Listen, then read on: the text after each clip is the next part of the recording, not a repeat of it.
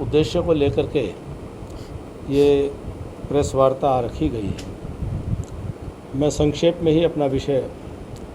की पार्टी की तरफ से पूरे देश भर में जो हाल ही में भारत के वित्त मंत्री श्रीमती निर्मला सीतारमण जी ने जो बजट रखा है उसके ऊपर देश भर के प्रत्येक ज़िले में उस बजट पर संवाद का एक कार्यक्रम संगठन का है। उस नाते से मैं पार्टी का दृष्टिकोण आपके समक्ष रख कर के बहुत लंबे समय बाद आपसे भेंट हो रही है तो आपके मन में कुछ अनन्य प्रकार के प्रश्न भी होंगे, उनका भी उत्तर देने का दायित्व समझते हुए तो मंच को फिर आपको सौंप दूंगा। जो मोदी सरकार NDA 3 का पहला बजट अभी संसद में वित्त मंत्री जी ने प्रस्तुत किया है, वह भारत की आर्थिक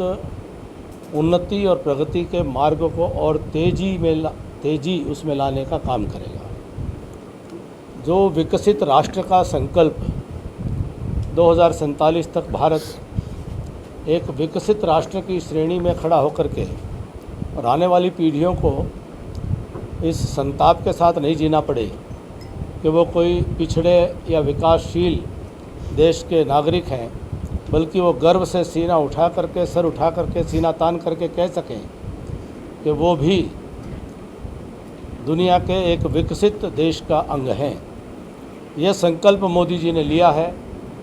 और इस संकल्प के साथ पूरा देश जुड़ा है। और भारत जो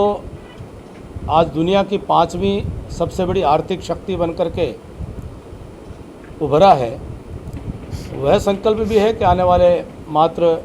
5 साल में भारत दुनिया की 2030 से पहले तीसरी सबसे बड़ी आर्थिक शक्ति बनकर के उभरे। इसके लिए महसूस किया गया कि NDA 3 का जो ऐतिहासिक जनादेश जो मोदी जी के नेतृत्व में मिला है, जो भारत के इतिहास में केवल दूसरी बार ऐसा संभव हो पाया है कि कोई प्रधानमंत्री लगातार तीसरी बार शपथ लें। पंडित जवाहरलाल नेहरू जी के बाद मोदी जी ऐसे प्रधानमंत्री हैं जिन्होंने चुनाव के माध्यम से तीसरी बार लगातार विजय हासिल करके ये जीत दर्ज करके प्रधानमंत्री पद की शपथ उन्होंने ली है। तो जब जनता का इतना अपार विश्वास और जनादेश मोदी जी को मिला है, उसको अमल में लाते हुए